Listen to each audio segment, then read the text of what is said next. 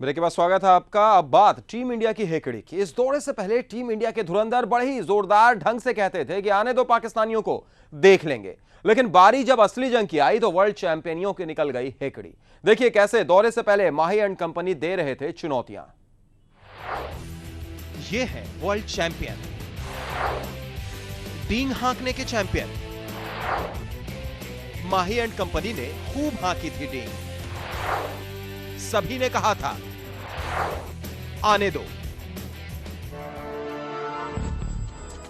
जी हां, माही and company ने महामुकाबले के पहले एक विज्ञापन के लिए बड़े ही जोरदार तरीके से पाकिस्तानी खिलाड़ियों को चुनौती दी थी। आने दो। कोई अपने बल्ले को निहारता हुआ पाकिस्तानी खिलाड़ियों को ऐसे चिता रहा था जैसे तुम्हारी तो खैर नहीं। आने दो। तो कोई हाथ में गेंद लेकर यह बताना चाह रहा था कि आ तो रहे हो, लेकिन तुम्हें तो हम नचा कर छोड़ेंगे।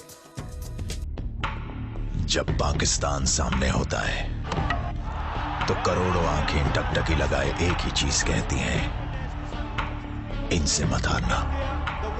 आ रहा है पाकिस्तान 25 दिसंबर से। आने दो। देखा आपने कैसे ये वर्ल्ड चैंपियन एक चैंपियन टीम की तरह सामने वाले पर धौंस दिखा रहे थे, लेकिन वो शायद ये भूल गए थे कि ये एक विज्ञापन का शूट था जिसमें इस तरह से बल्ले भांजने या फिर गेंद नचाने के लिए सैकड़ों टेक मिलते हैं। पर असली जंग में कहानी कुछ और होती है।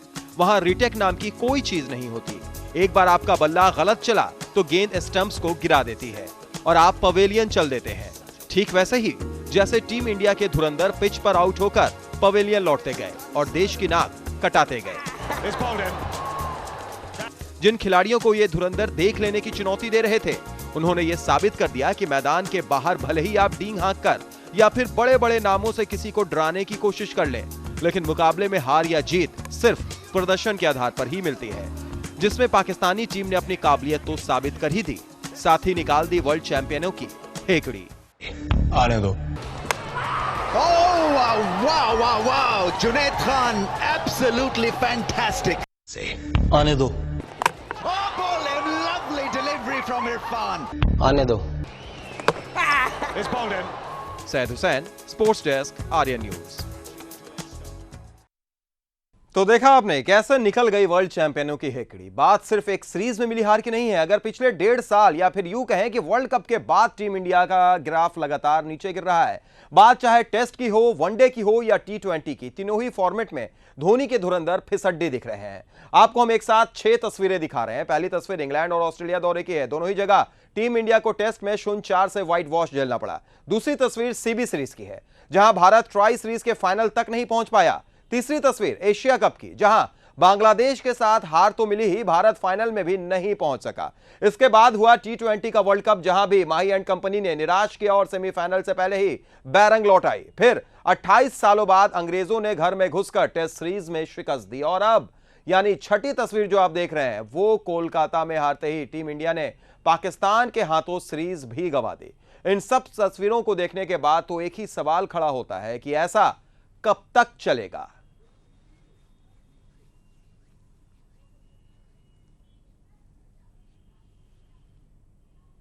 जी हां, ऐसा कब तक चलेगा। 251 रनों का पीछा करते हुए भारतीय शेर कैसे कोलकाता में एक के बाद एक ढेर हो गए, वो भी देखिए।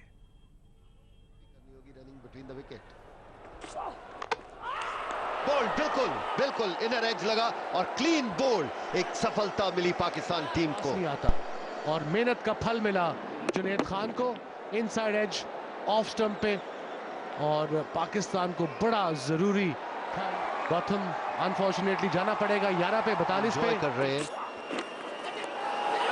और ये आउट लगता है और उंगली उठी।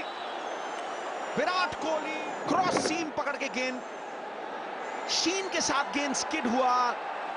लेग स्टंप पे फ्लिक करना चाहते थे, बाहरी किनारा, और भारत के लिए निराशा और हताशा। 12 ओवर की समाप्ति 55 पे 2।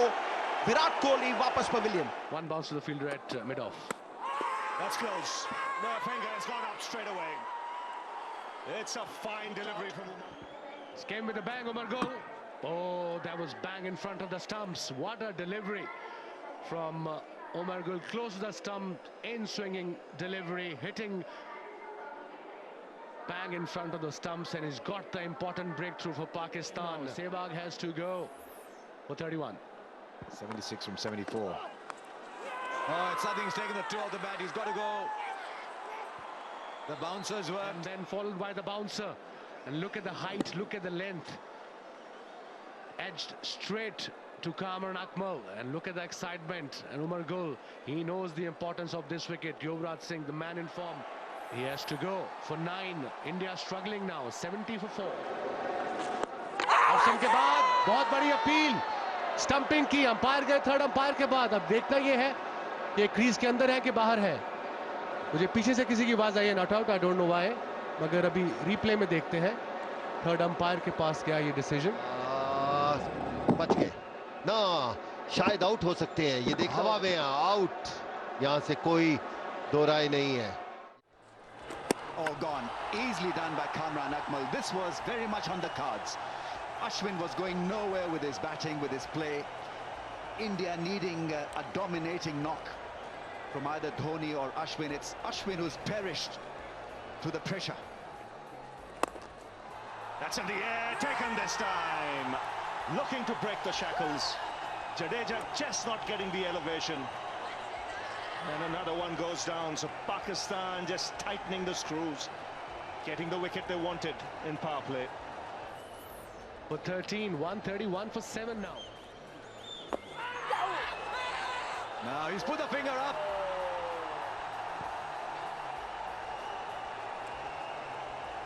So Saeed Ajmal picks up another. A magic delivery from Saeed Ajmal, from magician himself. It's gone without troubling the scorers. 131 for 8. Oh, that's a close one. Finger goes up, 3 in the over. This is like a knife through butter now. 132 for 9. Again stuck on the back foot, Ashok Dinda.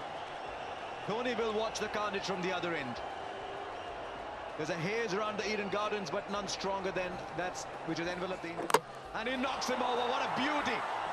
He's looking perplexed, Ishant Sharma. He just played down the wrong line. It left him.